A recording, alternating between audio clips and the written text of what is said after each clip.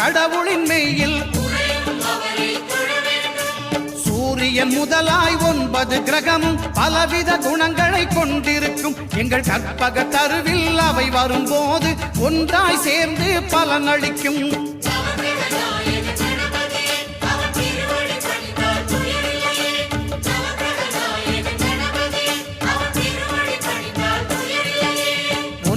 கோளும் ஒன்றாய் காண அங்கு கற்பகம் என்னும் கடவுளின் மெய்யில்